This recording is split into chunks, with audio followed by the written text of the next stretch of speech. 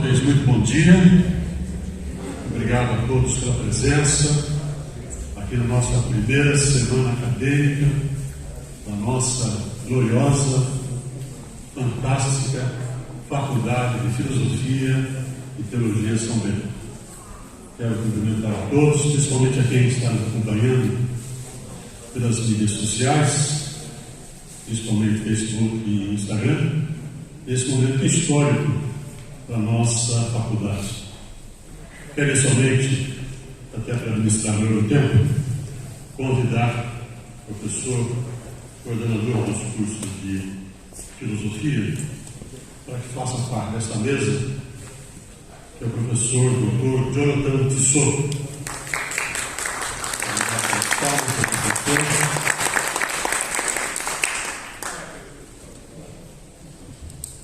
Meu nome é Pedro Luiz Dias, sou aluno multimista da Faculdade de Teologia e quero agradecer a coordenação da UNPEX pelo honroso convite de participar nesta manhã com vocês.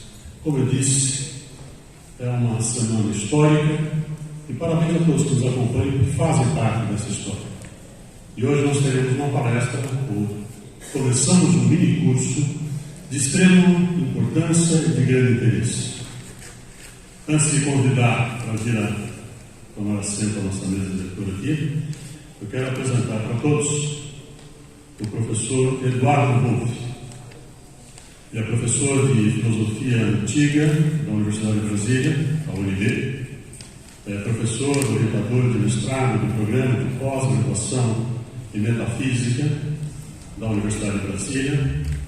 Pesquisador da Cátedra da UNECO, ACAI, sobre as origens do pensamento ocidental, além de membro do Grupo de Pesquisa em Filosofia Antiga da Universidade de São Paulo, Alonso Augusto.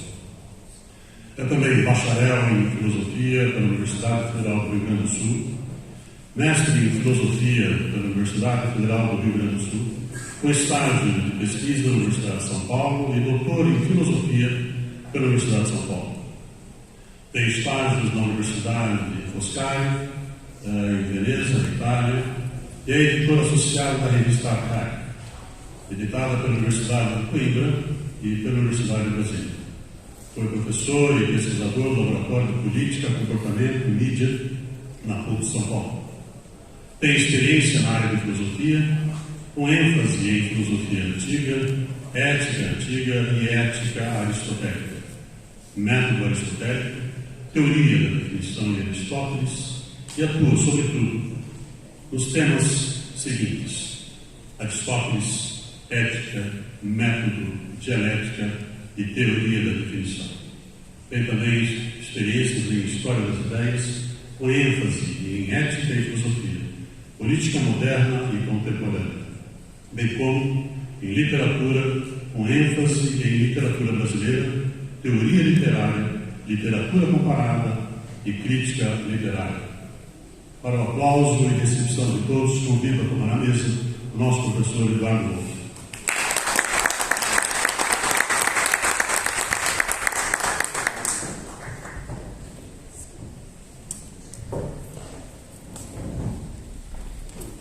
E como disse, para a gente administrar bem o nosso tempo, já passo imediatamente a palavra ao professor Eduardo Wolff para que inicie o mini curso de ética em Aristóteles.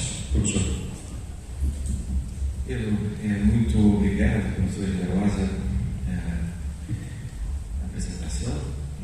Queria agradecer ao meu colega e amigo Jonathan Tissot pelo convite generoso também para oferecer um curso aqui na Faculdade de São Bento e a toda a equipe da Faculdade de São Bento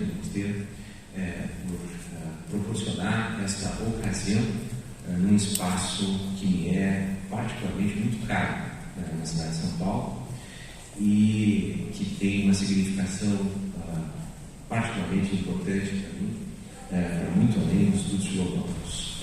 Eu vou fazer, ao longo dessas 3 aulas, não tomem isso, portanto, como uma conferência, são 3 aulas, eu vou fazer para vocês um percurso que busca retomar uma pesquisa antiga minha, que já tem aí uns 5, um pouco mais, anos que eu não retorno a ela. Eu quero retornar a esse tema de pesquisa, que foi um tema que eu considerei particularmente interessante nos últimos 20 anos de estudos em ética de Aristóteles. Eu acho que se tornou um tema bastante importante.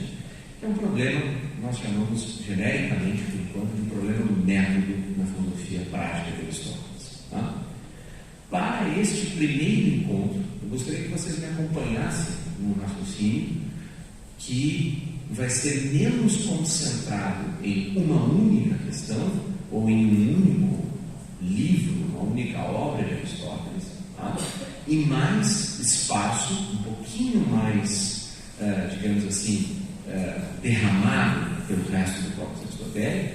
Por quê? Porque eu quero fazer surgir para vocês aqui o problema do método a partir de um conjunto de textos de Aristóteles e não apresentar diretamente quais são as discussões teóricas atuais dos intérpretes a respeito do método. Eu quero fazer o caminho contrário. Nós vamos deixar bem de segundo plano todas as considerações dos estudiosos recentes que mobilizam o meu interesse, o idioma, de todo mundo que estuda Aristóteles. Nós vamos deixar em segundo plano e nós vamos tentar fazer surgir nos nossos olhos, diante dos nossos olhos, o problema que eu estou chamando aqui de problema do método de Aristóteles, a partir de alguns textos de Aristóteles. Tá? Como é que nós vamos fazer isso? Nós vamos fazer isso a partir de 3 perguntas. E são só essas 3 questões, somente essas, que eu pretendo abordar hoje. Tá? Nós temos ainda mais 2 encontros, para os quais eu espero que pelo menos o Pedro e o Diogo sobrevivam. Tá? Mas as 3 questões que nós vamos abordar especificamente hoje são as seguintes. A primeira dela, número 1. Por que há um problema de método em Aristóteles? O que significa exatamente dizer que há um problema de método em Aristóteles? Isso significa tentar responder por que há um problema de método. Tá? Para responder por que há um problema de método em Aristóteles, o que significa dizer efetivamente que há esse problema, qual é o sentido desse problema, nós vamos ter que responder daí uma segunda questão. Essa segunda questão é como ele emerge nos textos aristotélicos, como é que ele surge a partir da leitura dos textos de Aristóteles. Tá?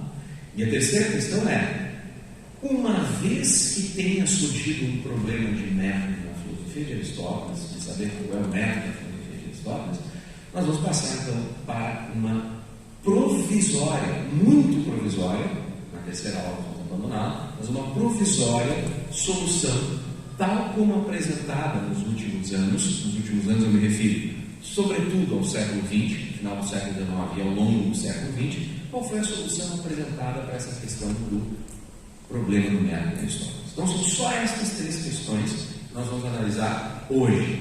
E para fazer essa análise eu vou percorrer um conjunto de textos aristotélicos relativamente esparsos, né? Não estritamente concentrados na ética.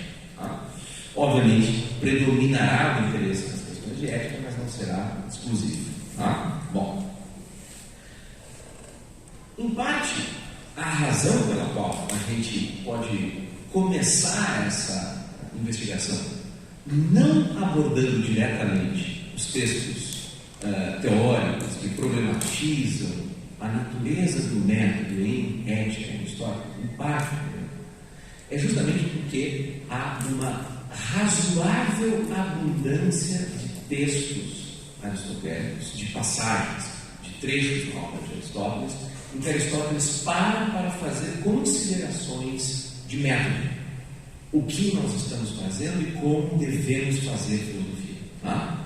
O primeiro deles é justamente o texto 1 do nosso handout, que vocês veem em tela. Digam-me se vocês estão vendo em tela o texto 1, aparecendo ali. Tá? Esse primeiro texto é um texto do corpus, dos tratados éticos da filosofia prática de Aristóteles, e ele é extremamente exemplar do tipo de problema que a filosofia prática aristotélica traz do ponto de vista ético. Vejam o que diz o texto. Como presente disciplina ética, não visa ao conhecimento como as outras visam, e aí vem um parênteses, pois investigamos, não para saber o que é a virtude, mas para tornar-nos bons, dado que de outro modo em nada seria útil, fecha parênteses, é necessário então investigar o que concerne as ações, como devemos praticá-las, pois são elas que determinam também que as disposições sejam de certa qualidade, como dissemos. A tradução é a tradução do professor Marcos Cigano, a edição publicada pelo editor Odisseus, já lá em 2008, no Tratado da Virtude Moral, da Ética Nicomaquia, 13 a 38. Repare então o que está sendo destacado aqui nesta primeira afirmação metodológica de Aristóteles lá na Ética. Por enquanto, eu vou insistir, esqueçam teorias e discussões interpretativas, só olhem para o texto. Está dito o seguinte: o propósito desta disciplina, aquilo em vista de que ela é, e nós vamos ao longo deste mini curso retornar a esta expressão de em vista de que uma disciplina é, uma área do saber é, um conhecimento é, não é saber o que é virtude, mas ser virtuoso. Claro, aqui está de maneira intercambiada o ser virtuoso com a versão mais abrangente disso, ser bom, nos tornarmos bons seres humanos. Mas isso implica necessariamente, para Aristóteles, ser virtuoso. Então não pode ser bom sem ser virtuoso. Então a ideia é, nosso propósito com esta disciplina, com esta investigação, com esta matéria, como a gente dizia nos tempos de colégio, que é a ética, esta área do conhecimento aqui. Nosso propósito não é saber o que é X. X aqui sendo, no caso, a virtude, mas vocês poderiam colocar aqui o bem, vocês poderiam colocar aqui a felicidade, que são também temas interconectados e implicados por toda a teoria moral nas definições de bem, felicidade, virtude, etc. Não é saber o que é isso, mas sim tornar-se isso, agir assim. Tanto que, na explicação de Aristóteles, não apenas, como vocês viram no texto, há um contraste entre disciplinas que são em vista de saber o que algo é, visando, portanto, o conhecimento, e outras disciplinas, esta, que é prática, eminentemente prática, que não visam. A passagem começa com esse contraste, e ela se desdobra internamente, precisamente nesse contraste. Vejam, depois de dizer que nós não queremos tratar de conhecimento, que é uma palavra encorpada, com sentido filosófico forte na doutrina filosófica aristotélica, e depois de afirmar que nós não queremos saber o que X é, está dito que o que é importante é investigar aquilo que concerne as ações, como nós agimos, como nós nos comportamos no mundo, como devemos praticar ações que fazem com que nós possamos, então, de maneira correta, dizer: esta é uma boa ação, reveladora do meu bom caráter e, portanto, reveladora da minha condição de um homem bom, de um ser humano bom, no sentido aristotélico. Bom, tudo isso é muito interessante. Ocorre que, curiosamente, o texto 2, que é pouco distante do texto 1 no Tratado Aristotélico, ou seja, nós estamos lá no livro 2 da Ética Nicomaquia, o texto 2 traz justamente Aristóteles dizendo, 2 capítulos depois de ter anunciado: não nos interessa aqui dar uma definição de virtude, não nos interessa aqui conhecer teoricamente, conhecer de maneira contemplativa, conhecer do ponto de vista de uma definição, o que é a virtude, o que é a felicidade também. A frase de Aristóteles ali, o texto 2, na verdade, deve-se a seguir investigar o que é a virtude. Ora, Mas isso é precisamente o que parecia ter sido negado na descrição mais geral de método anterior. A descrição mais geral teria dito: esqueça isso e vamos nos concentrar em como agir corretamente. E agora a investigação não apenas nessa frasezinha isolada, mas ao longo do tratado inteiro, ela é pesadamente conceitual, pelo menos, em que você oferece definições, refina essas definições, analisa os conceitos, distingue conceitos uns dos outros, compreende as suas relações no sistema. Isso parece contradizer a primeira afirmação. Bom, por que eu estou chamando a atenção disso para vocês? Porque, justamente, quando nós consideramos esse contraste, nós nos deparamos com uma das primeiras questões metodológicas importantes aqui, para a nossa investigação ao longo desse curso, que é uma aparente contradição, ou pelo menos uma aparente separação, certa distinção não muito esclarecida, por enquanto, entre um procedimento exigido pela disciplina, pela área de conhecimento que nós estamos chamando aqui de ética. Eu não vou fazer distinção por enquanto nenhuma entre filosofia moral, filosofia prática e ética, nós vamos chamar aqui isso tudo a mesma coisa. E de outro lado, o modo como um filósofo escreve um tratado filosófico que envolve definições, análises conceituais, etc. Por quê? Esse é o ponto agora. Porque lá no interior da ética, Aristóteles julgava importante fazer essas considerações. Em que contexto surge no interior da ética essa distinção entre essas coisas aqui? A razão para isso é apresentada no texto 13. Eu tenho uma pequena correção a fazer aqui na apresentação do texto 13. Um acidente grande. Que é o seguinte: nós estamos no livro 1 da Ética como quer, e no livro 1 da Ética como quer, no capítulo 13, usando a numeração da ordem, Aristóteles diz o seguinte: quanto à nossa investigação, o método geral de fazer a investigação da filosofia prática, Aristóteles diz: teremos dito o suficiente se tivermos esclarecido as coisas segundo permite a matéria tratada, o assunto, a matéria da investigação, o tema investigado. Aí vem um númerozinho, um romano, é a primeira das teses que eu quero destacar para vocês. Pois não se deve buscar igualmente a acribia, a precisão,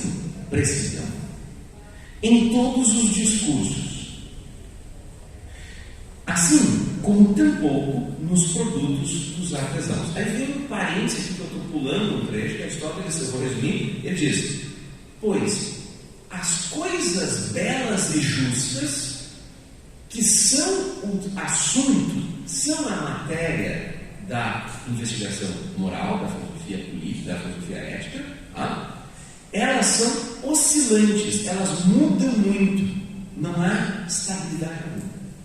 E aí vem o trecho então que a gente retoma, e aí vem a correção. Assim, suponho aqui um itemzinho 2 agora, na segunda tese. Em se tratando desses argumentos, desses quais? Argumentos, discursos sobre essas coisas aqui, que eu acabei de falar, as coisas belas e justas, que não são imutáveis e permanentes, elas oscilam, elas mudam. E partindo dessas premissas, pressuposto, essas premissas destes discursos, destas coisas que são os nossos pontos de partida, deve-se se satisfazer em indicar,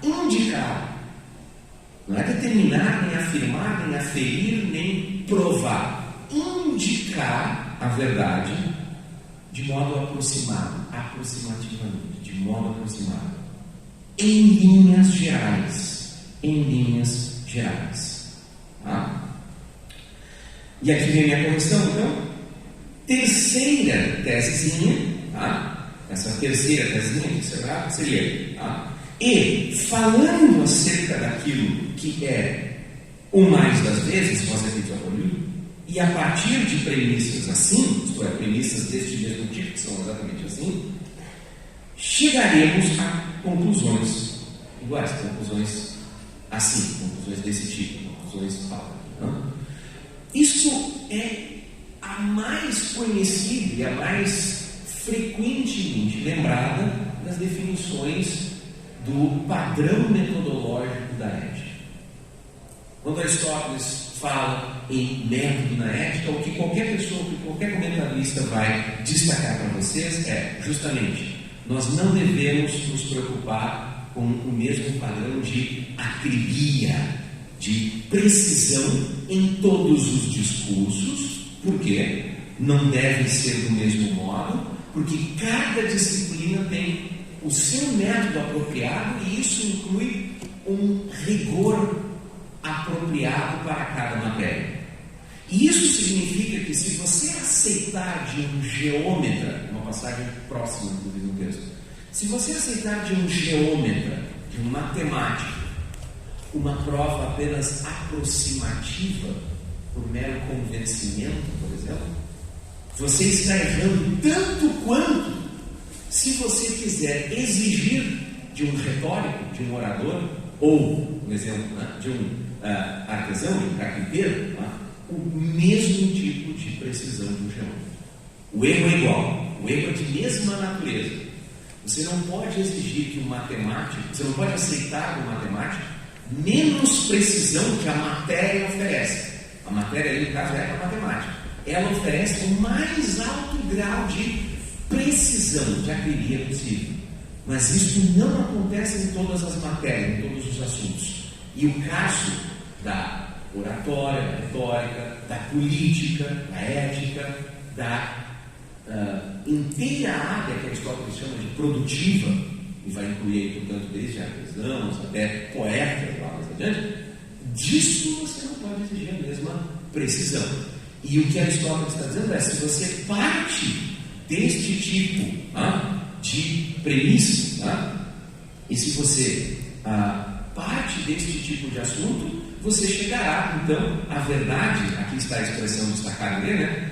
Typoi faletes endignus. Você vai indicar, vai chegar a algo aproximativamente como uma prova da verdade, apenas em linhas gerais. Em typoi significa exatamente isso. Você está apenas nas bordas. Você não está chegando efetivamente a uma prova nuclear. Isso é o que todo mundo fala quando fala de método ético. O que você pode tirar como conclusões provisórias desse discurso aqui sobre o método ético? Os 3 itens que eu destaquei ali no próprio corpo do texto de Aristóteles, com a minha marcação 1, 2, 3, estão resumidos assim para a gente. Não se deve exigir o mesmo grau de precisão em todas as investigações. Cada objeto de conhecimento determina o rigor possível de saber. Número 2, naquelas matérias em que não se pode almejar a inteira precisão do saber, deve-se aceitar os resultados filosóficos em linhas gerais, em grandes linhas. E número 3, é isso que ocorre no que é o caso as mais das vezes. É o caso que significa literalmente assim, ser. É o caso, é real, acontece. Dá-se no mundo. Com tudo aquilo que se dá no mundo, que não é necessário, como por exemplo, é necessária a relação analítica 7 mais 5 igual a 12, é necessária a relação analítica 2 mais 2 igual a 4, tanto quanto é necessária para Aristóteles um conjunto de relações, não apenas da matemática, mas também das consequências a priorísticas, dos primeiros princípios, etc. Tudo aquilo que não pertence, portanto, nem ao campo da matemática, nem ao campo da teologia, nem ao campo dos primeiros princípios da metafísica, que são relações necessárias, nunca podem ser de outro modo, nunca podem ser diferentes. Quanto a isso, você tem uma ciência altamente precisa. Mas tudo que não pode ser assim, cai em outro registro. Um dos registros de Aristóteles, não é o único, um destes outros registros, é o que aparece por esta expressão grega kosepi topolou, que se traduz genericamente por as mais das vezes. Tá? Ou seja, há alguma frequência, mas não é uma necessidade absoluta de ocorrência. Tá? Bom, se fosse assim, poderia ser assim, você poderia ter uma solução muito simples, e essa solução muito simples seria a seguinte. Bom, então, o próprio Aristóteles apresentou para a gente uma maneira de entender o que é um método em ética. As disciplinas altamente exatas para Aristóteles são aquelas que têm por objeto, por assunto, por matéria, coisas que permitem ser tratadas com alta precisão. Por quê? Porque é da natureza da matéria tratada, do assunto abordado, permite isso. Seria a matemática, seriam a teologia, a metafísica, etc. Bom, mas para as outras reservam-se algum outro tipo de precisão, um dos quais é a categoria do frequente, muito frequente, as mais das vezes. E a ética seria precisamente isso. Como é que isso se daria no caso? Ora, se daria na prática com algo muito trivial. Tá? Ao contrário de relações matemáticas, como as relações dos ângulos de um triângulo, das consequências que você extrai a partir de certos axiomas e prova certas coisas na matemática, quando você entra no plano das ações, o máximo de generalidade que você pode alcançar será algo como, olha, em geral, não se deve mentir. Em geral, deve se respeitar a pai. Em geral, deve se X e Z. Mas, Aristóteles está dizendo, mesmo estes casos envolvem alguma oscilação, porque o contexto pode ser tal que alguma coisa mude aquilo que parecia ser um comando facilmente identificado como universalizado, mas na verdade tudo depende das circunstâncias, as ações mudam, o que é justo numa circunstância não é em outra, etc. E tal. E você teria resolvido todos os seus problemas, o minicurso teria sido concluído nessa altura do campeonato. O problema é que ler o texto de Aristóteles nos leva a outros problemas. Eu vou dar um exemplo desses problemas. Suponham agora que vocês peguem, caso ainda não tenham lido a Ética de Aristóteles, tá? Suponham que vocês peguem, fiquei curioso, eu vou ler, em algum momento vocês vão ter que ler isso no curso mesmo, então vou ler a Ética. E você começa a se dar conta que o tratado inteiro está perseguindo uma resposta. O que é o bem humano? E não qualquer bem humano, mas vai saber, o supremo bem humano, o maior de todos os bens humanos. Em determinado momento é dado um nome, inclusive, para esse supremo bem humano, que é eudaimonia, felicidade. E todo o tratado é construído com base numa definição, na busca por saber, afinal de contas, o que é o bem humano, o que é a eudaimonia. Num determinado momento, depois de uma série de investigações, que eu só vou abordar com vocês nas aulas 2 e 3, Aristóteles oferece uma definição do sumo bem humano. Aparece lá em Mackenzie 7, 98 a 16, numa linhazinha, né?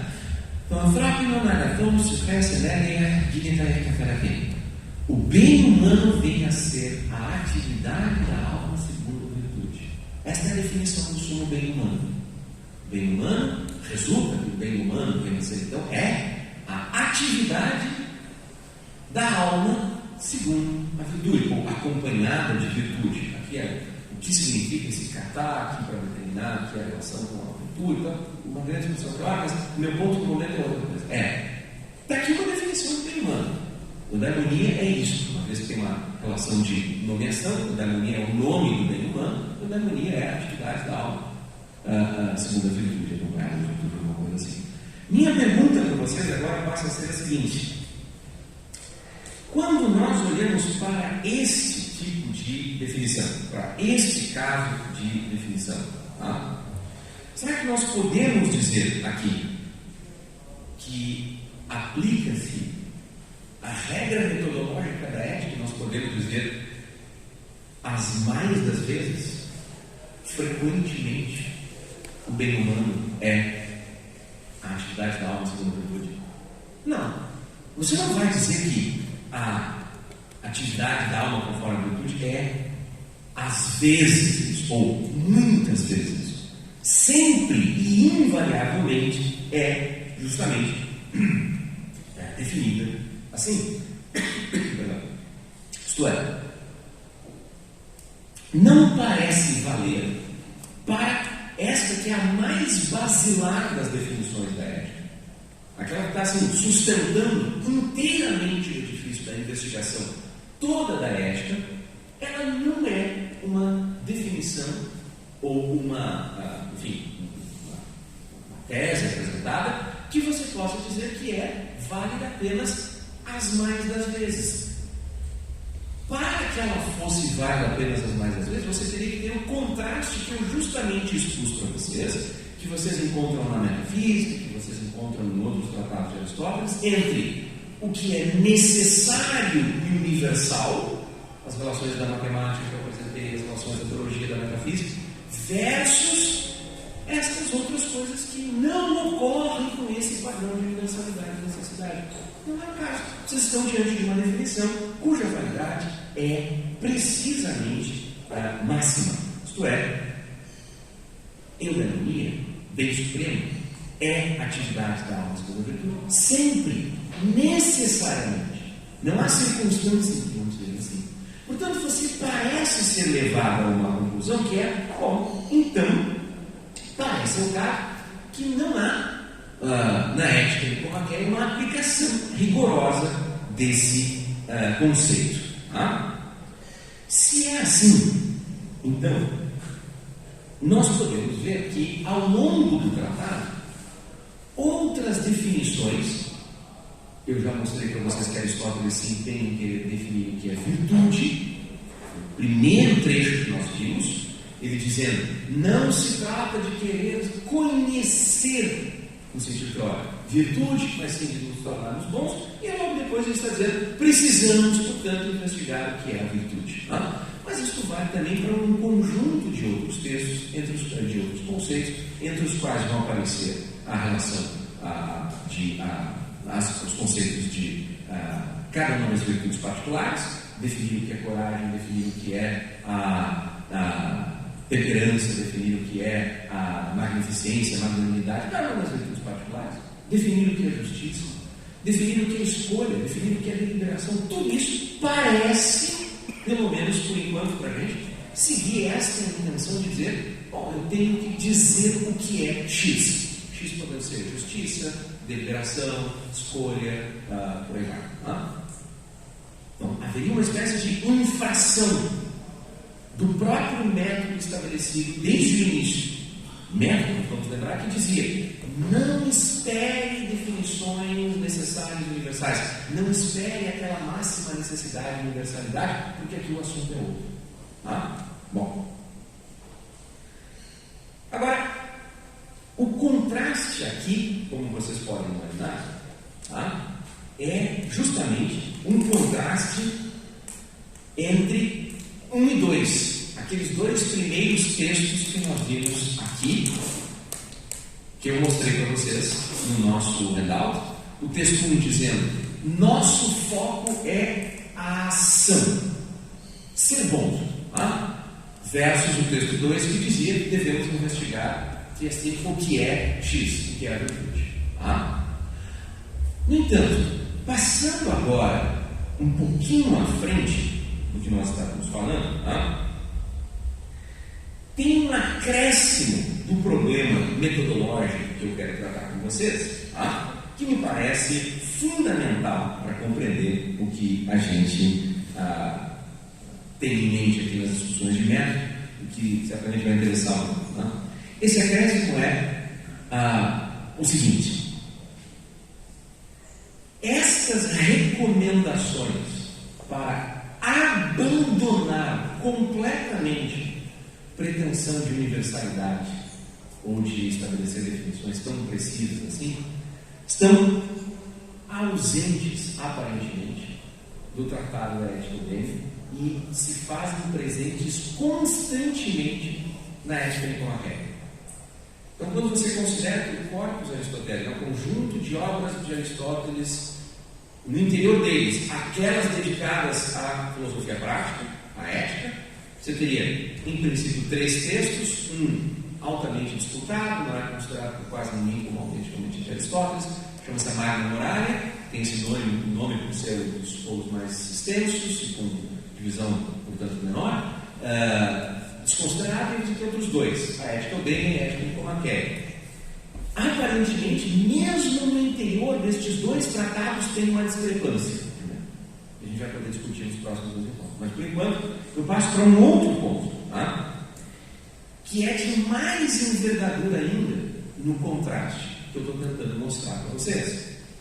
Qual é esse contraste? Qual é essa discrepância?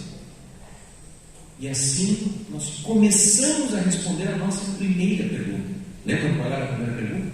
Por que diabos tem um problema de método em Aristóteles? De onde surgiu essa ideia de ter um problema de método em Aristóteles? Isso não surge apenas no interior da ética. Isso é o que eu quero mostrar para vocês. Quando você vai ler Aristóteles, um dos textos canônicos, um dos textos mais importantes para você ter a sua formação em Aristóteles é ler os Segundos Analíticos. Os Segundos Analíticos é o livro que é tradicionalmente descrito como a apresentação da teoria da ciência, do conhecimento de Aristóteles. O que Aristóteles entende por conhecimento? Como se obtém esse conhecimento e como ele se apresenta. Isso está lá nos Segundos Analíticos. Muito bem. Bem no início, ainda nos Segundos Analíticos, nós temos uma definição que vai ser extremamente importante para nós aqui. A tradução aqui é do professor Oswald Porchat. Ele diz, Aristóteles diz: julgamos conhecer cientificamente cada coisa de modo absoluto, de modo pleno, e não à maneira sofística, por acidente, quando julgamos conhecer a causa pela qual a coisa é, que ela é a sua causa, isto é, a causa apropriada, e que não pode essa coisa ser de outro modo, de outra maneira. Se há ainda outro modo de conhecer cientificamente, diremos depois, se Aristóteles falou. Mas dizemos também que, de fato, conhecer cientificamente é conhecer através de demonstração. Por demonstração, eu quero dizer o silogismo científico. Por científico, entendo um silogismo cuja posse nos faz, com vasto que tenhamos, sim, conhecimento científico. Esse trecho que está lá no capítulo 2 do livro 1 dos Segundos Analíticos, em 61, B9 e 18, com uma pequena passagem botada aqui, é a mais cristalina e mais frequentemente utilizada, mencionada, definição do que Aristóteles entende por conhecimento científico, que se opõe à mera opinião e se opõe também, e principalmente, como vocês viram aqui, ao conhecimento de modo sofístico, que Aristóteles não considera conhecimento. O que é esse conhecimento dito, então, propriamente episteme, aquilo que importa e conta efetivamente para Aristóteles, é o conhecimento das causas. Conhecimento é o conhecimento das causas. Só tem episteme quem conhece as causas das coisas. Causas estas que são as causas apropriadas, elas não são concorrentes, elas não ocorrem simultaneamente, elas são efetivamente as causas que funcionam como fazendo as coisas serem aquilo que elas são, e efetivamente isso se apresenta para Aristóteles como sendo científico quando você é capaz de organizar este conhecimento sob a forma de uma demonstração, conhecimento que a gente chama, todos vocês já ouviram essa expressão, de apodítico, sob a forma de demonstrações. Ora, o que são estas demonstrações? O que é esta ideia da apótesis que aparece aqui no texto que Aristóteles está falando? Aristóteles reconhece diferentes formas de silogismo, de argumentos. Eu não estou aqui falando das figuras do silogismo que aparecem lá nos primeiros analíticos, no livro anterior, na sequência organizada e lógica da leitura, eu me refiro ao uso menos determinado dos silogismos como argumento. Tá? Ele reconhece, inclusive, que entre essas formas de argumento, um desses tipos de argumento se expressa da seguinte maneira. Texto 6 do nosso mental, que está aqui na tela. Uma dedução é um argumento em que certas coisas estando postas, uma coisa distinta dessas suposições segue-se por necessidade, por causa delas. Tá? Então, esta ideia de silogismos logos tanto tipo Kemenon ex anantis varitia Kemenon. Essa ideia do silogismos logos que aparece nesse momento aqui, tá? É um caso bem geral que descreve para a gente qual é o tipo de argumento logos que funciona como uma dedução. Tá? Então, um tipo de silogismo, então, um tipo de dedução, é esse tipo que eu estou definindo como. É um argumento, a definição básica que nós temos. Postas certas coisas, dadas certas coisas, uma outra, distinta, diferente das primeiras, se segue delas e se segue necessariamente delas. Tá? Só que estas coisas podem se dar de diferentes maneiras. E aí Aristóteles diz: é um argumento demonstrativo, vejam o texto, né? É um argumento demonstrativo, né? Ele diz: apodexis menonestin, quando rotem ex alethon kai proton ho silogismos. Isto é, diz Aristóteles, é um argumento demonstrativo quando a dedução ocorre a partir de premissas que ou bem são elas mesmas verdadeiras e primeiras, ou bem têm o conhecimento delas derivado de premissas primeiras e verdadeiras. Ou seja, nós vimos no texto anterior, no texto 5, que Aristóteles disse que conhecimento científico, só conhecimento propriamente, quando você tem conhecimento das causas e isto se organiza sob a forma de demonstração. E agora ele está nos dizendo, no texto 6 que eu estou lendo, está lá nos tópicos, na sua definição, que é um argumento demonstrativo, é, portanto, uma demonstração. Qual? Aquela demonstração que tem o quê? Ela ocorre a partir de premissas que são elas próprias, elas mesmas, verdadeiras e primeiras, na ordem de conhecimento, ou são derivadas de outras que são elas próprias verdadeiras e primeiras. Tá? E que este é o modelo de argumento demonstrativo. Só que Aristóteles reconhece um outro que aparece bem no finalzinho, logo aqui no final, quando ele diz dialecticos, ele diz dialecticos é silogismos ex endoxon, silogismos. O argumento dialético, por outro lado, de outra parte, é aquele que deduz a partir de endoxar. Endoxação o quê? As opiniões reputadas. Por enquanto, esse termo eu não vou explorar, porque eu vou explorar bastante na aula que vem. Amanhã eu vou falar muito sobre essa noção do endoxon. Tá? Mas o que nós temos aqui é uma clara e distinta apresentação do que significa fazer ciência para Aristóteles, ter conhecimento científico por oposição a um conhecimento meramente acidental ou sofístico, tá? Ou maneiroclínico.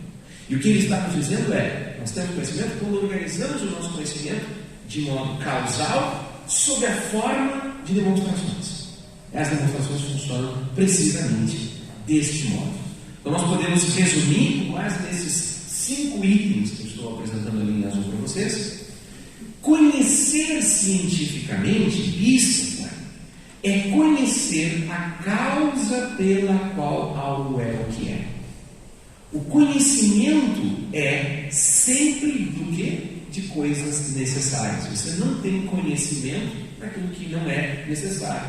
É isso que é o que parece sair dessas leituras preliminares que nós estamos fazendo, os textos 5 e 6, isto é, segundo os analíticos e tópicos. Tá? Segundo os analíticos 1, 2 e tópicos 1. Se a forma de expressão do conhecimento é a demonstração, é a hipótese, e D, a natureza apodítica do argumento revela-se pelo tipo de premissa. Como é que você distingue, pelo texto que eu acabei de ler para vocês, o que é o argumento dialético versus o argumento demonstrativo? O argumento é dialético, o silogismo será dito dialético. C, a dedução será dita dialética. C, ela parte de premissas que são opiniões refutadas. Ao passo que a dedução será demonstrativa, o silogismo será dito demonstrativo, se ele partir de premissas que são necessárias e verdadeiras e primeiras no conhecimento. Portanto, o nosso item letra D aqui, né? A natureza apodítica, demonstrativa e, portanto, científica do argumento revela-se pelo tipo de premissa. Aí eu vou fazer aqui, eu quero dar para vocês. E, por fim, essas premissas são verdadeiras e primeiras ou objetivas a partir de outras que sejam assim. Então, nós compreendemos bem o que Aristóteles diz que é, afinal de contas, o conhecimento dito científico. Agora, vejam comigo, a partir dessas considerações que a gente acaba de fazer aqui, o seguinte. Agora foi o momento de saber se eu sigo a Apple ou o sino dessa mulher. Em 3 minutos de passagem. O sino, é claro. O sino, né? Estranho. Agora vejam comigo. Vocês perceberam que por enquanto eu estou evitando ao máximo dos máximos entrar em qualquer comentário de segunda ordem. Né? Toda a bibliografia secundária eu estou deixando de lado para a gente ver o problema aparecer. A gente está quase chegando lá. Se vocês abrem no curso de filosofia antiga, segundo os analíticos, está lá dada essa definição do que é conhecimento científico. Se vocês sabem que Aristóteles saiu por aí empreendendo a tarefa de ser um cientista, em última instância, conhecer o mundo em toda a sua múltipla manifestação. Ele foi fazer biologia, ele escreveu um tratado que nós conhecemos com o nome de física, ele escreveu tratados menores associados a um monte de fenômenos naturais que podem ficar classificados entre uma coisa e outra aqui, escreveu um tratado sobre a alma, que é uma espécie de grande tratado de psicologia. Ele lançou todas essas coisas. Se você junta os pontos, se você liga os pontos, qual é a sua expectativa como leitor? Sua expectativa como leitor é: se este é o método prescrito, se é assim que eu tenho conhecimento científico de algo, é isso que eu encontrarei quando Aristóteles for realizar as suas investigações filosóficas, que não são sofísticas, que não são acidentais. Então vamos considerar um exemplo destas investigações que eu estou extraindo aqui para vocês da física de Aristóteles. E este exemplo, que é o nosso texto 7, que está aqui na nossa tela, no nosso canal, vai servir para mostrar para vocês como, muito antes de alguém se perguntar sobre o problema do método na ética de Aristóteles, muito antes na ordem digamos assim, da importância do problema, há um problema maior e anterior, insisto, que é a diferença assinalada por muita gente, no século XX principalmente, entre a teoria, a doutrina preconizada e a investigação realizada efetivamente por Aristóteles. Você tem uma prescrição de como fazer a investigação filosófica, que não será acidental, sofística, etc., versus como Aristóteles efetivamente escreve. E este caso da física eu quero usar só para a gente explorar alguns elementos que nos levam a isso. O texto da física aqui é o texto de física 192, de 20 a 27. São 7 linhas, é uma tradução do Lucas Angione, com 2 adaptações só, uma das quais é óbvio que é o seu livro, mas enfim, são de menos. Vamos lá. O texto diz assim: pois a natureza é certo princípio e causa pela qual aquilo em que primeiramente se encontra se move ou repousa em si mesmo e não por acidente. Aristóteles está tentando fazer, vejam, não é pouca coisa, uma definição, de dizer o que é physis, o que é natureza. É extremamente audaciosa a empreitada filosófica aqui. Então, como é que eu defino e digo o que é natureza? Ele começa nos dizendo: é um princípio, um certo princípio, e uma certa causa pela qual aquilo em que primeiramente se encontra este certo princípio e esta certa causa, esta coisa se move ou fica em repouso em si mesmo, não por acidente e não por causas externas. Ou seja, traduzindo, é um princípio interno de repouso e movimento próprio. A natureza é isso, por oposição a artefatos. Isso é uma coisa que instintivamente, depois de 2.500 anos de discussões sobre isso, lá desde os pré-socráticos, né? Não sei quem é que estava falando antes aqui sobre os pré-socráticos, é isso, mudou. Você está falando. Então, Aristóteles está dando uma definição que passa agora para uma explicação dele. Essa explicação dele literalmente começa com um parênteses no texto grego, com Lego, diz: digo não por acidente. Ele está explicitando o que ele quer dizer com os termos que ele acabou de utilizar. Quero dizer não por acidente, digo não por acidente, porque alguém, sendo médico, poderia tornar-se a causa de sua própria saúde, mas não é por ser curável que ele tem a arte da medicina, mas apenas sucede que o mesmo homem é acidentalmente médico e quem está sendo curado. Por isso, às vezes, eles estão separados uns dos outros. O que nós temos aqui? A partir de uma consideração bem geral, que é esta que abre o texto 7, natureza é um certo princípio e causa de movimento interno de coisas que têm movimento e repouso. A partir de uma consideração bem geral, fundada na observação dos objetos que se pretende investigar, objetos naturais versus artefatos, e dos fenômenos disponíveis aos sentidos, Aristóteles apresenta, ele logra obter uma definição, ainda que provisória, do que seja physis, natureza, e, portanto, do objeto natural. O objeto natural é aquele que tem, o item 1 ali, certo princípio, certa causa de mudança e repouso interno. Essa é a definição que ele tem, e ele delimitou o escopo. Aplica-se o conceito de physis, aplica-se o conceito de natureza a estes objetos. Então tem uma definição de physis e de objeto. Como ele fez isso? Eu vou repetir a minha explicação. Ele partiu de uma consideração geral, contrastando tipos diferentes de objetos, identificando propriedades e analisando certos fenômenos dados à nossa experiência. Foi isso que ele fez. Não tem nada remotamente parecido com uma demonstração por enquanto. Tá bom? Continua, depois de esboçada essa definição provisória, com um esclarecimento para delimitar o escopo. Ele diz, nesse esclarecimento, digo não por acidente para excluir tal e tal caso.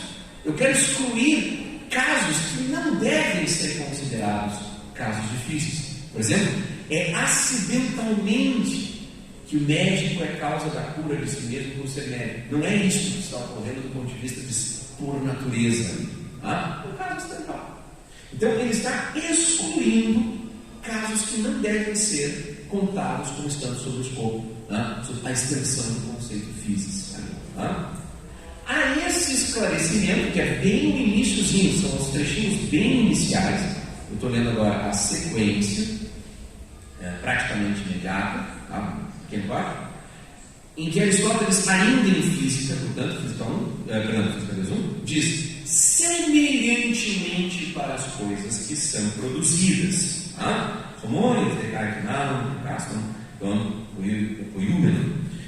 semelhantemente, do mesmo modo, de modo igual, para as coisas que são produzidas, os produtos, as coisas que são feitas, os artefatos. Nenhuma delas tem em si mesma o princípio da produção. Os corpos não se reproduzem automaticamente. Bom, enfim, em tempos de inteligência artificial, nós não sabemos mais como isso vai ficar, mas para o mundo de Aristóteles, até o nosso mundo, né, os corpos não se reproduzem por conta própria, ao contrário também do que algumas coisas, eles não se movem por conta própria na mesa e por aí vai. Tá?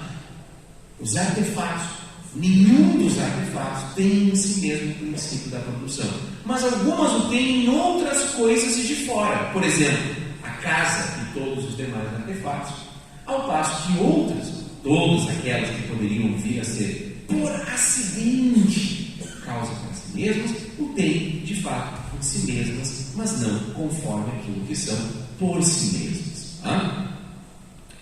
Neste momento, consolidada a comparação entre aquelas coisas que são por natureza e aquelas outras que são artefatos, produtos do fazer humano, Aristóteles então pode falar agora em linguagem conclusiva. A natureza é, então, aquilo que foi dito. Physis menum est ito, retem, em 192, B32, uma linha só que eu estou citando aqui. Conclusão esta que será ainda uma vez asserida, poucas linhas à frente, em 193, A1 e 2. Dissemos agora o que a natureza é, o que queremos dizer por aquilo que é a natureza e o que é segundo a natureza. Essas conclusões seguiram que padrão? O que Aristóteles fez? Se vocês tivessem que olhar isso de novo, esquecendo quaisquer discussões teóricas sobre método, olha para o texto. Isso se parece com a prescrição que apareceu no segundo analítico? Não. Você olha para isso e o que você encontra? Eu destaquei aqui, em azul, de novo, novamente um circuito de letrinhas ABC, que nem a gente tinha feito antes lá para a definição de conhecimento científico, só que agora eu coloquei uma linhazinha no finalzinho, né? A linha, B linha. Eu estou fazendo isso para a gente contrastar a primeira versão de definição de qual seria o conhecimento científico e agora, na prática, a prescrição, a realização. O que foi feito? Letra A. O estabelecimento de distinções conceituais no interior do fenômeno que se pretende investigar.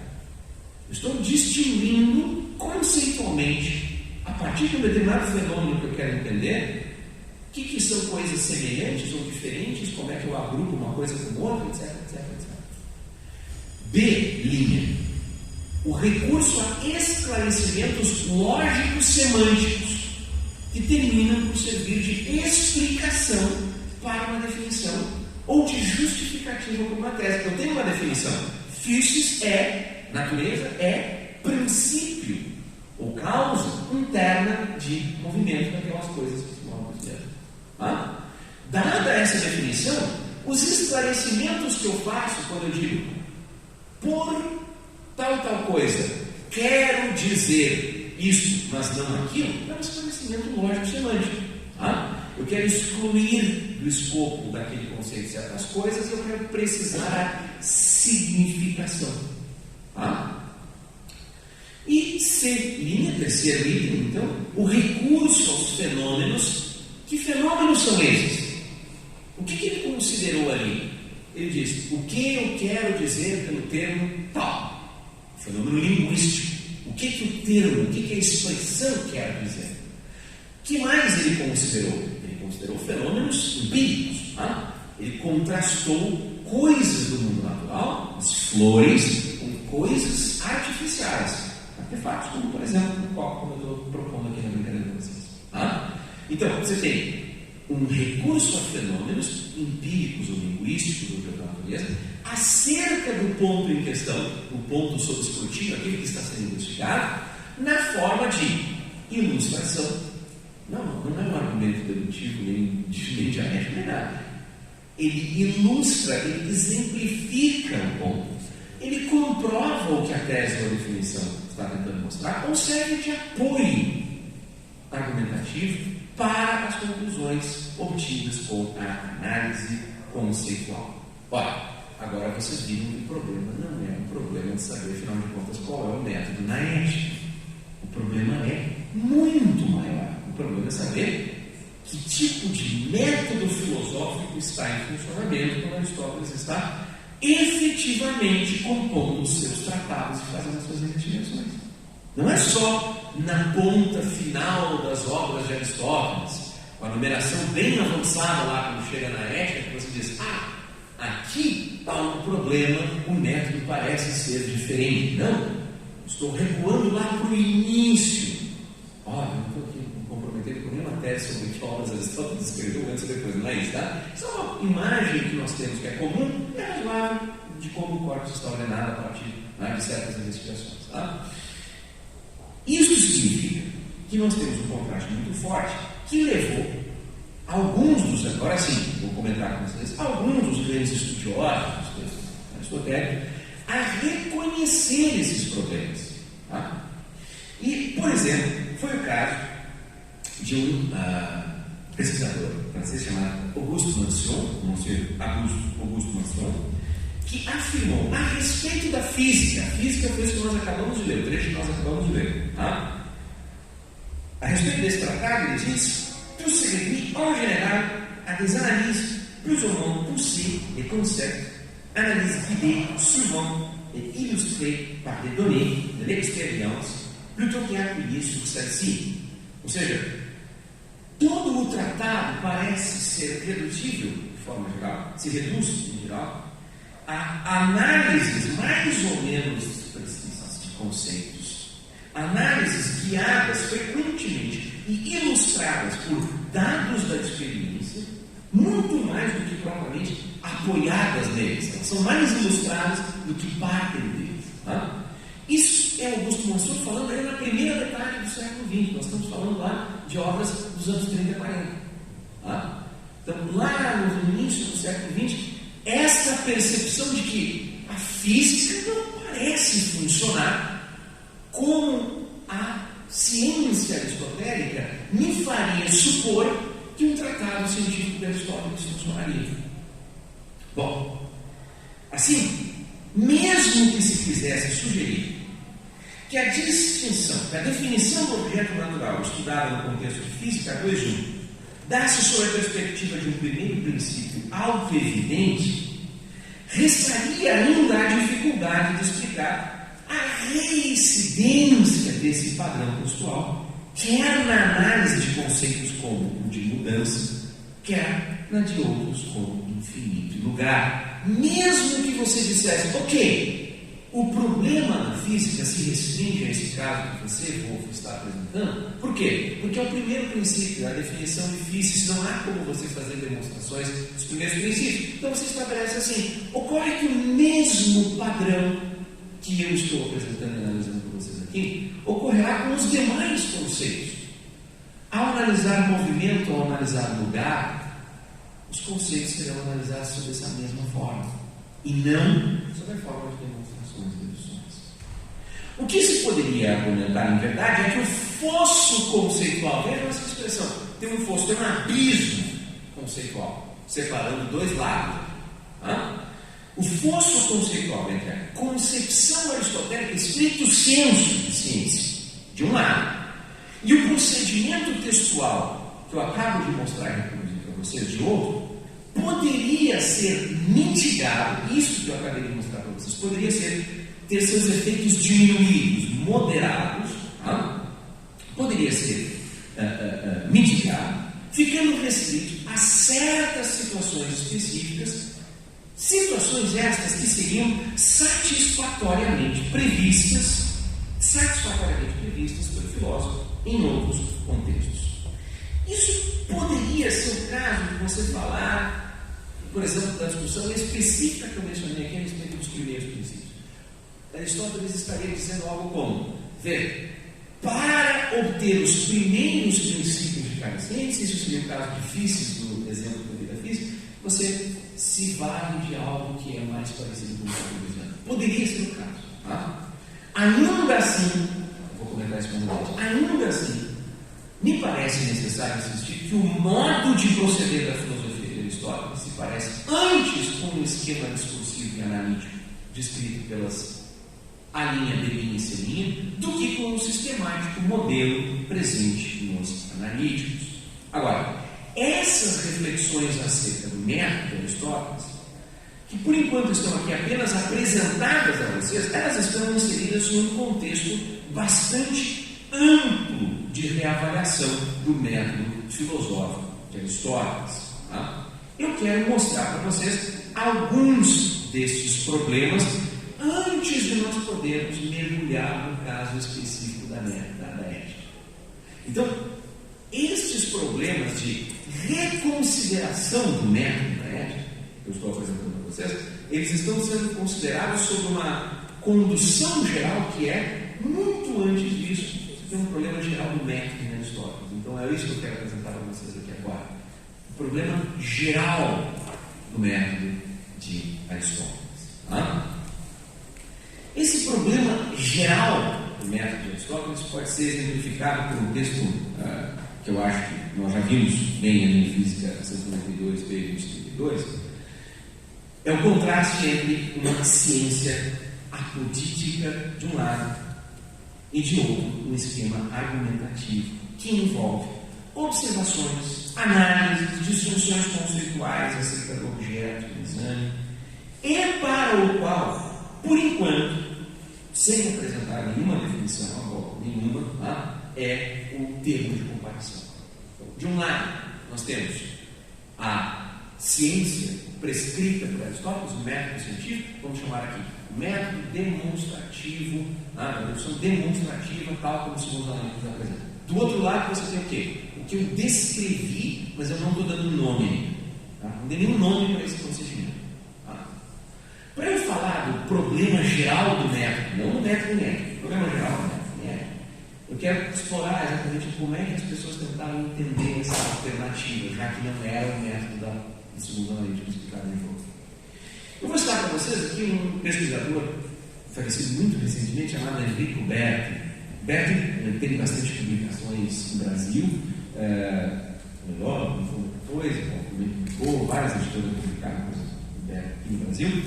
E um texto importante do Berti sobre o método da filosofia de Aristóteles, ele diz o seguinte: tradicionalmente, se acreditou que o método proposto por Aristóteles para as diversas formas de saber fosse aquele dito dedutivo, demonstrativo, exposto nos segundos analíticos. Apenas em tempo mais recente, apenas em época mais recente, a constatação da evidente diferença, do contraste entre o procedimento dedutivo demonstrativo teorizado nos segundos analíticos, como estrutura lógica da ciência, e o procedimento efetivamente praticado por Aristóteles em seus diversos tratados científicos, se levou a pesquisar em outro lugar, em outra parte, a teoria aristotélica do método da pesquisa científica e levou a interpretar diferentemente, diversamente, a obra de Aristóteles, a obra em questão. Então é Enrico Berti nos dizendo, veja, apenas muito recentemente, não estamos falando ainda do problema do método de ética, em geral, apenas muito recentemente as pessoas se deram conta dessa diferença. Se vocês pegarem os comentários da antiguidade à obra de Aristóteles, método não é um problema. Tem inúmeras questões que o comentário antigo, os comentários gregos antigos para Aristóteles, iluminam para nós, inclusive discutindo questões contemporâneas. Mas este é o tipo de problema que não existia, ele sequer estava posto. A filosofia de Aristóteles parecia formar um método inteiramente ordenado com uma compatibilidade absoluta. E isso não é diferente também se vocês pegarem o caso de São Tomás de Aquino. Para Tomás, as prescrições de método funcionam adequadamente para partes diferentes, as adaptações são apenas, como Aristóteles sugere, devidas às necessidades de cada objeto, de cada tipo de investigação. Mas está tudo perfeitamente funcionando. Tá?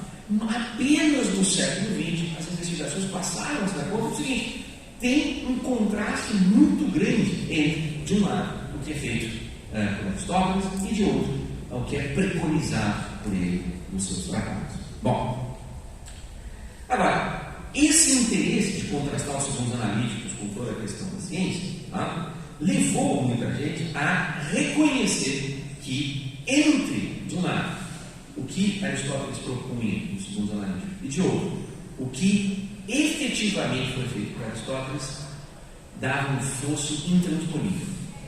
Intransponível. Essa é a afirmação de ninguém menos que Jonathan Barnes, num artigo de 1969 sobre a ideia de prova, silogismo e demonstração silogistica em Aristóteles. Aquele Jonathan Barnes, figura talvez mais conhecida por todos nós por usar camisas bufantes, né, em roupa do século XVIII, como um aristocrata, mas, se não por isso, também conhecido por ser um dos principais estudiosos de Aristóteles do século XX. Ele diz então, lá no texto: This then is the problem. Este então é o problema. De um lado, nós temos uma teoria científica, uma metodologia da teoria científica altamente formalizada. Por outro lado, uma prática inocente de formalização, ou seja, ela é limpa, ela não tem nenhuma formalização, e exibindo ricas e variegadas pretensões metodológicas de sua própria conta. Como essas duas coisas podem ser reconciliadas? Aparentemente, segundo o próprio Barnes diz, não há um único silogismo demonstrativo em todo o corpus aristotélico. Ele diz isso, eu fiz uma nota bem impressionante. Ele diz: For in the whole of Aristotelian corpus, there is not, as far as I am aware, a single example of a demonstration. Não haveria, então, em todo o corpus aristotélico, uma única demonstração que seguisse precisamente aquilo que Aristóteles teria dito que deveria ser uma demonstração. Claro, isso aqui é o Barnes, cientificamente o Barnes, extremamente radical naquilo que ele quer apresentar. Ele depois reviu essas teses, não abandonou de todo a crítica quanto a essas distinções, mas ele reconhece que muitas delas podem ser adaptadas provavelmente de maneira perfeitamente adequada. Mas o problema estava apontado, e o problema ele estava muito certo. Quem explorou isso de maneira perfeitamente produtiva, profícua, bastante riqueza para nós, foi um pesquisador inglês, também da segunda metade do século XX, nós todos conhecemos, Wayne Owen, que, entre outras coisas, escreveu um clássico paper intitulado Citerae ta Phenomena, estabelecendo os fenômenos. O que são esses fenômenos? Eu vou deixar por enquanto em aberto. E o que ele diz nesse artigo? Vejam por que eu estou explorando o caso da física para falar de merda. Diz o Owen no artigo: There seems to be, parece haver uma aguda discrepância entre os métodos do raciocínio científico recomendado por Aristóteles nos segundos analíticos e aqueles seguidos na física. A diferença é por vezes tomada como estando se encontrando no fato de que os segundos analíticos apresentam a ciência como um sistema dedutivo formal baseado em verdades necessárias, ao passo que a física é mais tentativa, ela é mais experimental, ela vai por tentativas, e é mais hospitaleira, ela recebe melhor, ela se adequa melhor às premissas e métodos, portanto, de tipos mais variados. A ideia aqui seria, então, que Owen identificou o problema da seguinte forma: ele preconizou lá nos segundos analíticos um método extremamente rigoroso da ciência, mas no caso específico da física e de outros tratados, esses tratados eles eram de construção mais experimental, conceitualmente falando, não estou falando de experimento de laboratório, tentativo nesse sentido. Por quê? Que lá você tinha a ideia de deduzir, demonstrar a partir de verdades necessárias, que necessariamente não são definições, e, no caso da física e de outros textos, você tem o quê? O esforço de construir definições. Você não está partindo de definições ou de verdades necessárias e absolutas, universais. Você está fazendo o contrário, você está indo em direção à construção dessas definições e, portanto, você precisa desse trabalho conceitual. Essa seria a diferença. Uma das maneiras de encarar essa diferença é você dizer o seguinte: lá nos segundos analíticos, o método que Aristóteles apresentou era um método para apresentar os resultados já acabados de uma ciência já realizada. Se vocês já tivessem feito todas as pesquisas de um determinado domínio, o resultado final poderia ser apresentado sob a forma de demonstrações que seguiam precisamente aquelas conexões. Mas os tratados que Aristóteles escreveu não são os resultados acabados e bem realizados dessas ciências, são essas ciências work in progress, em andamento. E, portanto, ele está construindo as definições e fazendo as análises todas que são necessárias. Finalmente, então, agora eu posso mostrar para vocês que nós recuamos agora ao problema das questões de método na ética de Aristóteles, fazendo algumas considerações à luz deste problema maior. O fosso não é entre ciência de um lado, aristotélica, e a ética de outro.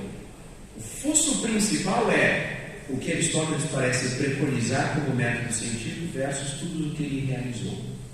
No interior deste problema se encontra o nosso problema de investigação com esse mini curso, afinal, qual é o método da ética? E aqui no interior desse contraste, nós temos agora algumas lições a tirar. O primeiro deles, justamente, eu já apresentei para vocês, era o contraste entre os textos 3 e 4 do handout, justamente porque 1 e 2 serviam para ilustrar inconsistências no interior dos procedimentos metodológicos da ética. Por outro lado, 3 e 4 apontavam para um contraste de tipo muito maior que eu passo a explorar agora com vocês. Tá? Vejam, eu tinha dito para vocês vão me permitir voltar aqui no texto, que aquela expressão no texto 1, que vocês estão vendo aqui em tela, que o professor Marcos Ribeiro traduziu na sua edição no Tratado da Virtude Moral como a presente disciplina não visa o conhecimento como as outras visam, tá? Ela é, vejam a expressão, teorias Renner, está destacada ali, tá? Era extremamente importante para nós compreendermos como Aristóteles organiza digamos assim, o conjunto das ciências, das áreas de conhecimento deles. Tá? Vejam aqui o texto que eu vou apresentar para vocês, que é de Metafísica Epsilon 1. Tá? É evidente que a ciência física nem é ciência prática, nem produtiva. De fato, o princípio das produções está naquele que produz, seja no intelecto, na arte ou noutra faculdade.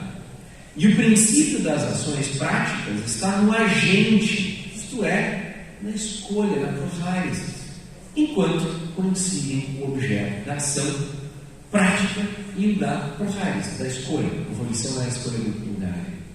Portanto, se todo o conhecimento racional é ou prático, ou produtivo, ou teorético, a física deverá ser conhecimento teorético. Reparem aqui. Este é apenas um dos exemplos que eu vou mostrar para vocês. Mais um exemplo a seguir, que é bastante importante, que é da Ética Nicomaqueia. Lá em Ética Nicomaqueia, livro 6, capítulos 3 e 4, Aristóteles falando sobre o que é ciência, ele diz: o que é ciência ficará claro do seguinte modo: se é preciso propor especificações corretas e não se deixar levar pelas semelhanças. Todos nós julgamos que aquilo de que temos ciência não pode ser de outro modo. Não pode ser de outro modo. É necessário. Por outro lado, passa-nos despercebido se as coisas que podem ser de outro modo são o caso ou não, como nós estamos considerando. Número 2, assim, o objeto de ciência é por natureza. Entre as coisas que podem ser de outro modo, há aquilo que se pode produzir e aquilo que podemos fazer. Tá? Então, quais são os critérios para nós agora podemos efetivamente observar como Aristóteles então utilizou-se destes dois critérios que eu apresentei aqui para vocês, apresentados nos textos 8 e 9, para fazer um contraste antecedente. Ora, aqueles objetos que são necessários, as relações matemáticas, Deus, o primeiro motor, os astros, etc. Esses objetos são teorias Random. Eles são eles são objeto da contemplação, e a ciência deles, o conhecimento deles, é um conhecimento feito em vista da contemplação. E você os contempla, você os conhece de maneira segura, firme na palavra, precisamente porque eles são necessários, universais, imutáveis, eternos e permanentes, de tal modo que o conhecimento que você tem é daquela forma. Agora, Aristóteles reconhece, como no trecho que vocês viram, que o conhecimento racional pode ser tanto prático quanto produtivo. E este conhecimento pode ser teorético, prático ou produtivo, portanto você inclui aqui outras formas de conhecimento. Não é apenas os objetos, não são apenas os objetos de conhecimento que são necessários e universais, que são objetos de algum tipo de discurso que o próprio Aristóteles reconhece, seja em metafísica ética, seja na ética, texto 8 ou texto 9, aqui dos nossos exemplos lendários, vocês vão ter isso. E agora ficaria a questão de saber o quê? Nestes casos, especificamente, em que nós temos as chamadas, o chamado conhecimento dito produtivo, as ações que nós realizamos, nestes casos, o que nós temos então? Ora, nós temos um tipo de método, um tipo de procedimento que, segundo a maior parte dos intérpretes vai apresentar, corresponderia ao que o nosso texto 6 lá nos tópicos apresentava como um argumento dialético. Essa seria a solução, essa seria a saída do problema. Você sairia do problema justamente reconhecendo que lá nos tópicos Aristóteles diz: as coisas que são necessárias e universais são objeto de um conhecimento demonstrativo e tem premissas que partem justamente, que são aquilo de que nós partilhamos para provar as coisas, justamente de verdades, são verdadeiras, são premissas verdadeiras, necessárias e universais. Mas ele admitiu que havia outras formas de dedução, não de demonstração, mas de dedução, são os argumentos que partem de opiniões refutadas. E por partirem de opiniões refutadas, eles obviamente não provam demonstrações, eles não demonstram, mas eles obtêm algum resultado na sua inferência, na sua dedução, e estes argumentos seriam aqueles que estavam em funcionamento nos outros tratados, que é o caso da ética. Dou um exemplo de um parágrafo que resume essa interpretação perfeitamente. Carlo Natali, lá na Universidade Ca' Foscari de Veneza, recentemente aposentado, eu tive o prazer de estudar lá em Veneza, diz em um dos textos sobre o método em Aristóteles, em uma parola, o método da filosofia prática aristotélica não é outro que não o conhecido método dialético de Aristóteles, com algumas adaptações devidas à matéria e ao escopo particular de uma discussão a respeito da ética.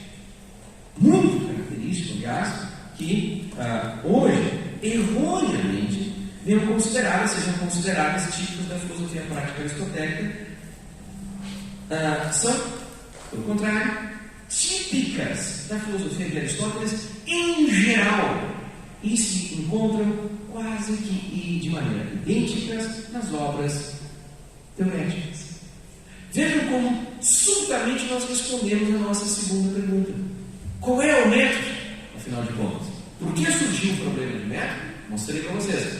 Qual é o método? Qual é a resposta para você solucionar o problema do método? O método de Aristóteles é dialético. Isto é, ainda que ele preconizasse lá nos segundos analíticos aquele modelo, aquilo funcionava de maneira muito restrita para algumas poucas coisas. O método que, como esta passagem do Natália deixa bem claro, os intérpretes passaram a considerar como sendo válido, não apenas para a ética, mas em geral, seria o método que apresenta justamente a ideia da dialética como sendo a prática filosófica de Aristóteles. Que critérios são os critérios, os ditos, critérios do método dialético? Em primeiro lugar, aparece em azul ali para vocês, as premissas dos argumentos são opiniões refutadas. Essa é a primeira ideia que nós vimos lá no texto 5, texto 6, a ideia de, no contraste entre os textos 5 e texto 6, premissas necessárias universais resultam em demonstrações de ciência, premissas endoxásticas, que são um endoxon, que são endoxadas, são opiniões refutadas. Não são verdades necessárias universais, elas podem ser verdade, mas elas não são necessariamente verdade. Segundo critério, olha, lá em Tópicos 1.2, como eu disse no interior da palestra para vocês, no interior dessa aula para vocês, Aristóteles abre uma consideração sobre a possibilidade de que dialética, com esses tipos de argumentos, nos leve ao conhecimento dos primeiros princípios.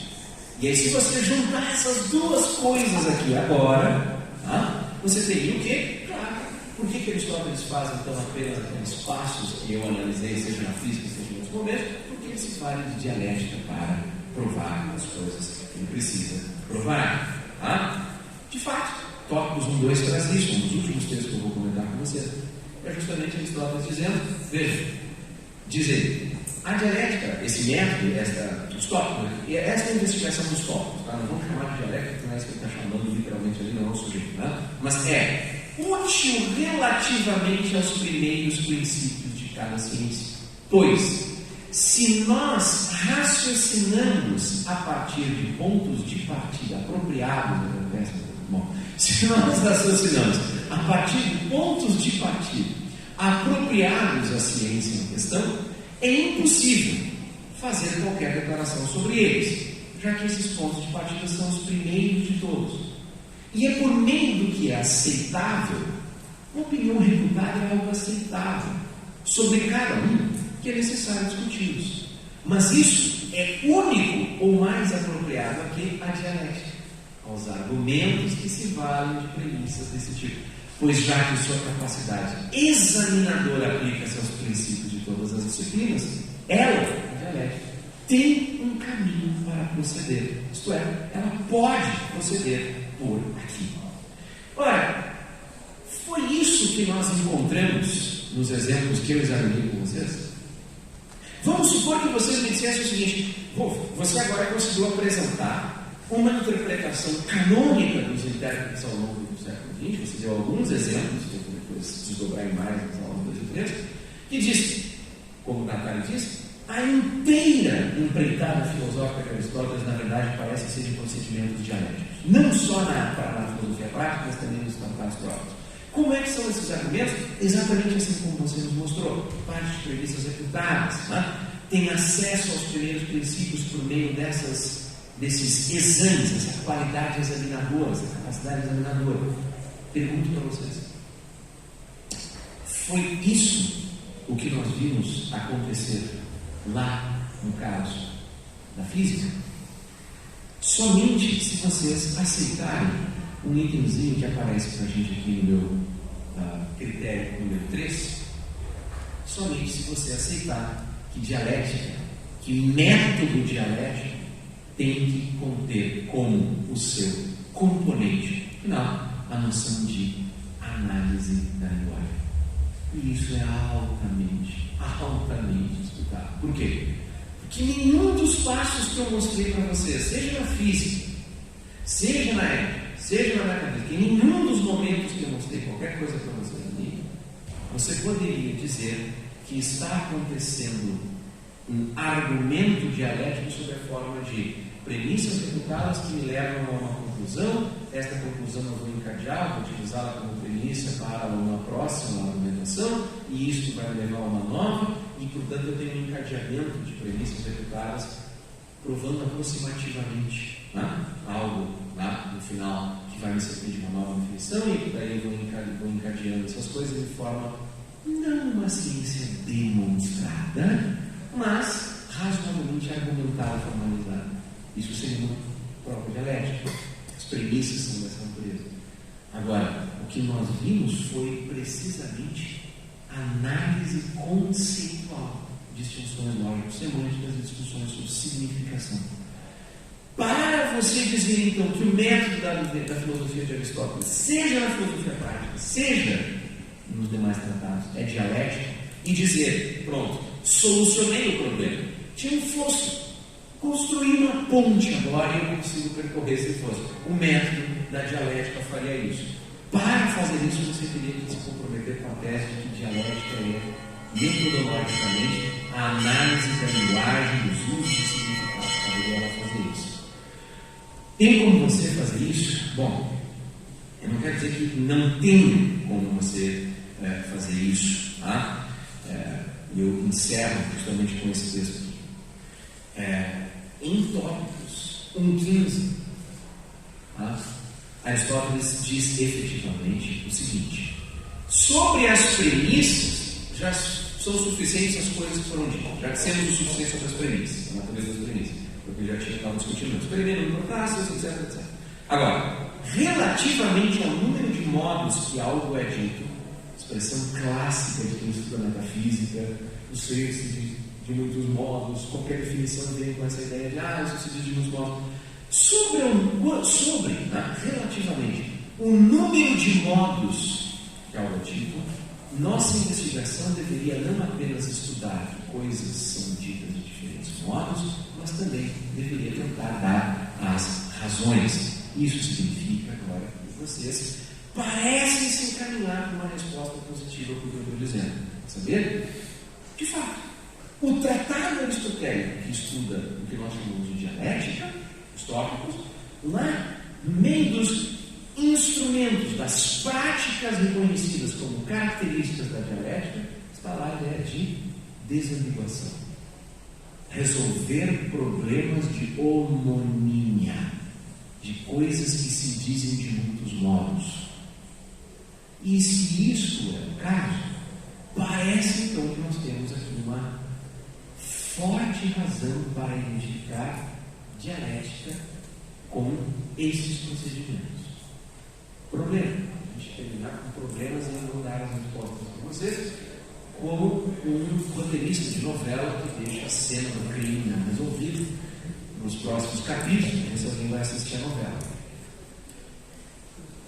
As duas coisas compõem um único mesmo método, isto é, a descrição de argumentos cujas premissas são endossom, ou, do outro lado, análises de conceitos homônimos de desambiguação de significados. Isto eu posso juntar e dizer que constituem um método próprio? Essas coisas não parecem acontecer de maneira distinta? Segundo problema. E se eu tentar resolver esse problema dizendo que o que as coisas significam na nossa linguagem é um caso de um endossom, uma opinião refutada. Significados são justamente opiniões refutadas, que estão cristalizadas na significação da palavra. Será que isso é uma maneira de, assim, consigo unificar duas descrições de método aparentemente distintas e dizer que eu tenho aqui um método dialético, agora sai aplicando isso para todos os lados? Pode ser. Só que aí você tem um problema. A matemática também faz isso. Você estipula definições, distingue os conceitos e estabelece as premissas assim. A sua matemática passa a ser dialética também. Nenhum objeto de conhecimento para Aristóteles, mas seria objeto de conhecimento que não dialético. Tudo seria dialético. A aula, o professor difícil, né? A aula de amanhã é para contar a história de como a dialética passou a ser a resposta universal para todas as questões de método no século XX, precisamente porque ela se prestava a essa expansão. Como aquele bicho daquele filme dos anos 80, a coisa, ela foi se tornando tudo, ela englobou tudo. A ponto do cara não está a dizer, como eu li com vocês, tudo em Aristóteles é dialética em última instância. Enrico Bertens mesmo, o que eu vou tentar mostrar para vocês é que nós temos que recusar isso. Por quê? Porque isso falha na sua aplicação e exigiria de nós compromissos filosóficos que Aristóteles não estaria disposto a aceitar. Mas isso é assunto para amanhã, e aí a gente passa a entrar efetivamente nos casos da ética. Obrigado pela atenção de vocês, e agora passamos para as perguntas, caso alguém esteja disposto.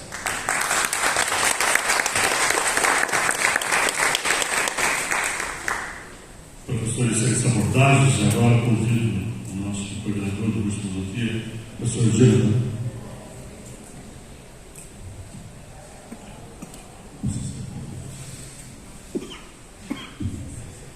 Muito obrigado, Eduardo, pela sua fala. Eu tenho medo de me adiantar um pouco nas minhas perguntas, então eu acredito que eu vou reservá-las para um momento posterior. Eu estou muito curioso para saber. Estou muito curioso para saber o que é que você vai fazer aí. E eu acho que eu vou, como a gente está com uma hora já adiantada, eu acho que eu vou passar diretamente as perguntas da plateia, mas eu queria colocar uma coisa muito clara, onde eu acho que não é nem tipo eu, não tem não parece.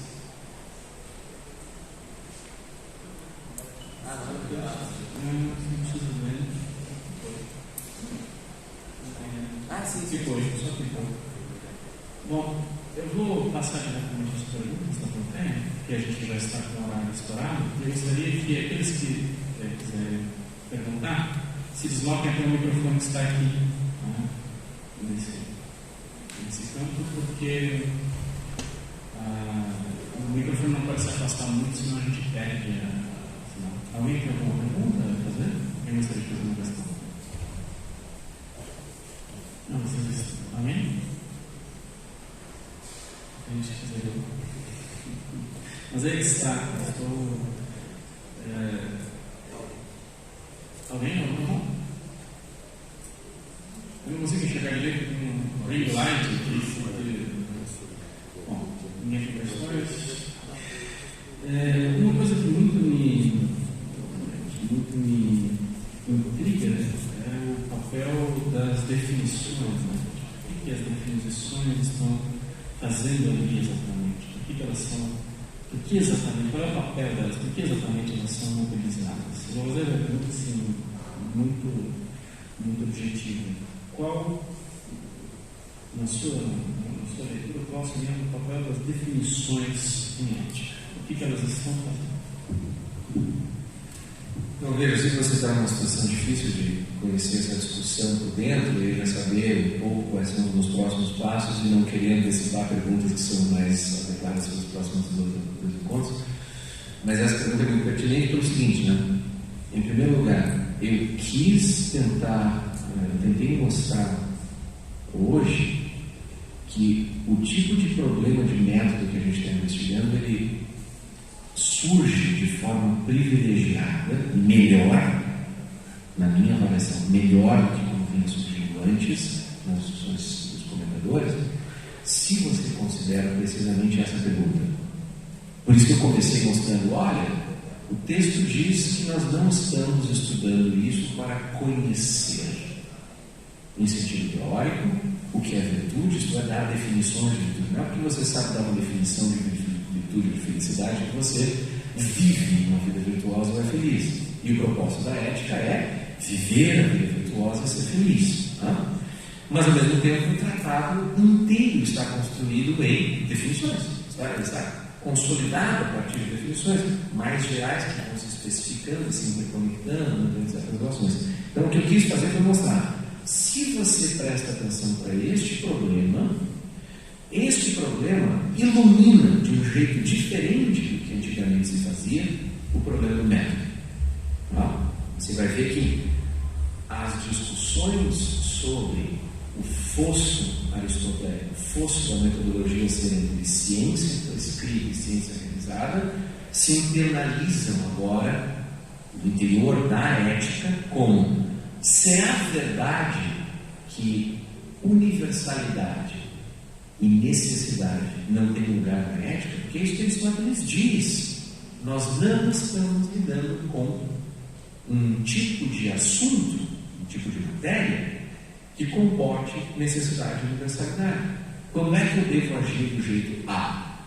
Depende da circunstância. E do jeito B? Depende da circunstância.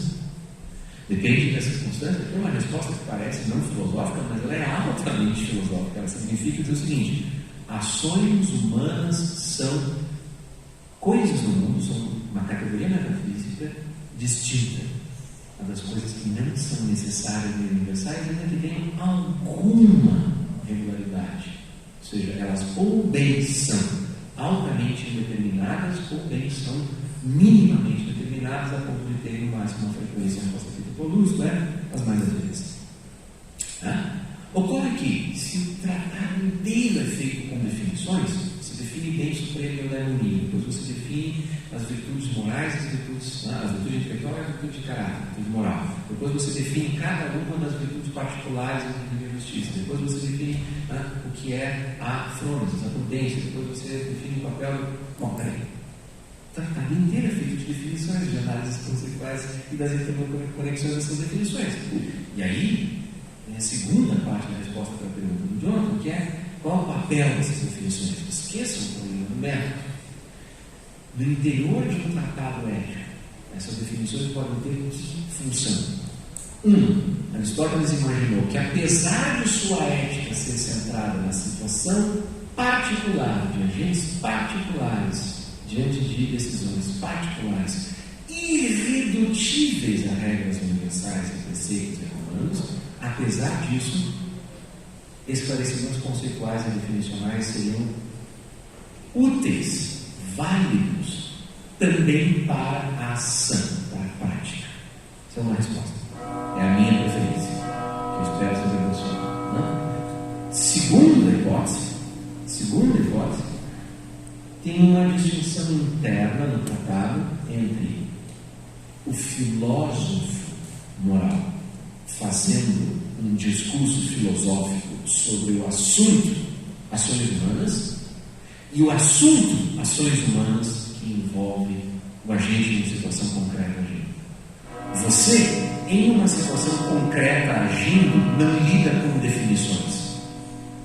O filósofo que observa você e quer compor uma teoria, um tratado, uma reflexão filosófica sobre o que é a ação humana a partir das ações dos seres, dos indivíduos particulares, ele precisará inescapavelmente lidar com definições. E aí você teria a distinção entre filósofo moral e prudente, um agente moral plenamente desenvolvido, plenamente apto, e essas duas coisas não se tocariam bem. Eu acho que tem algo de verdade nessa interpretação, que informou primeiro foi o Luiz Roberto, mas eu acho que ela não dá conta tão adequadamente, porque parece que são coisas distintas, elas estão, como eu tentei mostrar para vocês, misturadas. Eu acho que Aristóteles acredita que é útil na prática para os agentes terem algum tipo de esclarecimento, satisfeitas certas funções. Isto é, temos que bem educar. Seria por aí. Apenas uma palavra. Eletrizante a apresentação de hoje. Eu acho que o primeiro dia do curso nos leva a priorizar a participação de todos amanhã. Parabéns, muito obrigado em nome da Faculdade São Bento, em nome da Universidade. Até amanhã.